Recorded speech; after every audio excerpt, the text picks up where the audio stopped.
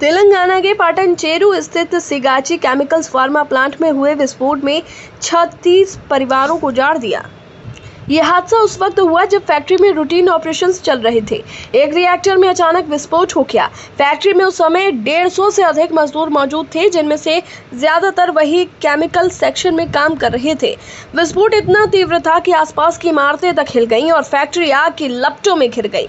31 मजदूरों के शव मलबे से निकाले गए और 3 मजदूर अस्पताल में इलाज के दौरान दम तोड़ चुके हैं। ये आंकड़े सिर्फ संख्याएं नहीं हैं, ये इंसान थे जिनके घर लौटने की उम्मीद अब ताबूत में बदली जा चुकी है। हादसे के बाद तुरंत दमकल, एसडीआरएफ, एनडीआरएफ और पुलिस की टीमों को भेजा गया, लेकिन जब तक रेस्क्यू टीमें पहुंची तब तक सैकड़ों जिंदगियां खामोश हो चुकी थी। सरकार की तरफ से मुआवजे की घोषणा हुई। 1 करोड़ मृतकों के परिवारों को, 10 लाख गंभीर रूप से घायलों को और 5 लाख मामूली रूप से घायल मजदूरों को।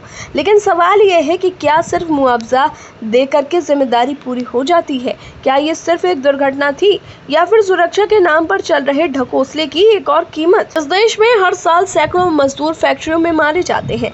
गैस रिसाव, रिएक्टर ब्लास्ट, फायर एक्सीडेंट, घटनाएं बदलती हैं, मगर मारे जाने वाले मजदूर ही होते हैं।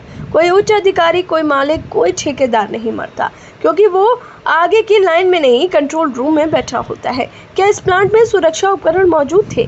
क्या कोई ऑटोमेटिक अलार्म सिस्टम था? क्या इमरजेंसी निकास द्वार खुले थे? क्या सभी कर्मचारियों को सुरक्षा प्रशिक्षण दिया गया था? इन सवालों के जवाब अभी तक नहीं मिले हैं। और अगर ये ब्लास्ट रूटीन ऑपरेशंस के दौरान हुआ तो इसका मतलब साफ है, फैक्ट्री की प्रणाली में कुछ बेहद गड़बड़ था। रिएक्टर अचानक क्यों फटा? क्या उस पर समय समय पर टेक्निकल जांच की जाती थी? अगर नहीं तो ये दुर्घटना नहीं, आपराधिक लापरवाही है। तेलंगाना सरकार की घोषणाओं में संवेदना है, मगर उसमें जवाबदेही की गूंज नहीं है। अब तक किसी की गिरफ्तारी नहीं हुई, न कंपनी प्रबंधन पर कोई एफआईआर, ना ही फैक्ट्री इंस्पेक्टर या प्रदूषण नियंत्रण बोर्ड से कोई पूछताछ। क्या ये सब संस्थान केवल कागजी दस्तावेज भरने के लिए है? एनवायरमेंटल क्लियरेंस, सेफ्टी ऑडिट और लेबर वेलफेयर के नाम पर जो रिपोर्ट तैयार होती है वो क्या महज खाना पूर्ति है?